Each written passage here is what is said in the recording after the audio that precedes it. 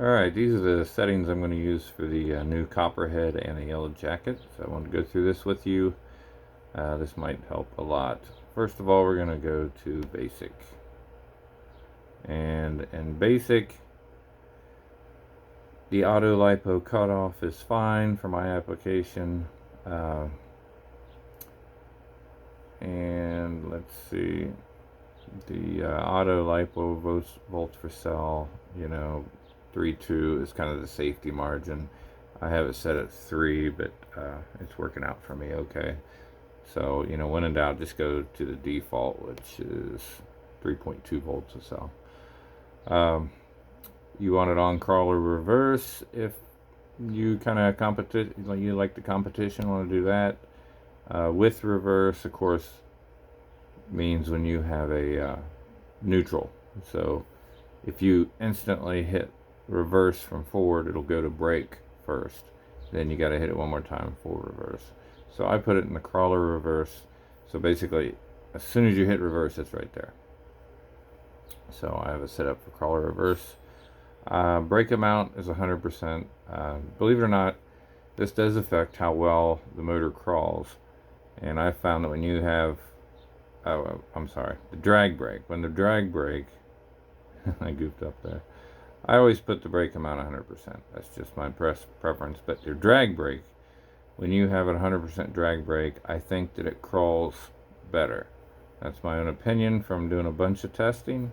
If you go to 50% drag brake, that's fine, but I think it crawls, it doesn't crawl quite as smooth. So I like my drag brake set at 100% for the best crawling.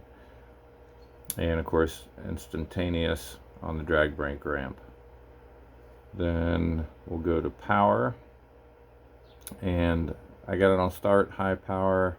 This is if you have a good battery. If you have bad batteries, or not bad batteries, but lower power batteries, you might want to go down to low. That's default. Or you can just keep it in low. That's fine. I just set mine on high. But, just stay with the low default setting, because usually we're using smaller batteries in these crawlers. So, yeah, again, low is fine for start power. Max power, I have 100%. Reverse, I usually put it a little less. That's up to you. That's just personal preference. Punch control, I've tried it with 0 all the way up to 30, and I'm pretty happy with 25% punch control. That just gives you a little safety margin on everything. So that's my recommendation, is around 25% on punch control. So we'll go to the advanced, and here we have arming time, which is the amount of time it takes to arm a system, which 1.5 is fine. That's default. I don't like the live link. That's my preference. Again, that's up to you. Deadband default is fine. I've tried it every which way on Deadband, and really the default setting for this application is just fine. So we'll go to the motor, and of course, motor directions, it depends on your setup.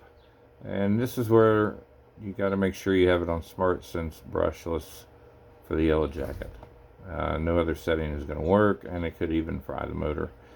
So keep it on Smart Sense brushless. And then I put it to the lowest motor timing, which is 0. So you want to be there. And the other parts are really not applicable to what we're doing. So I'll go to throttle curve. That's the type of throttle curve that I like. It gives you a little softer, easy to control on the beginning, then ramps up. And I do about the same thing for the brake, but maybe a little more aggressive, because you still have 100% drag brake. So this just softens the reverse for you, really all it's doing. And you want to make sure your latest software, which I believe is 2.13. So that's about it. And if you have any questions, as usual, just let me know. Thanks.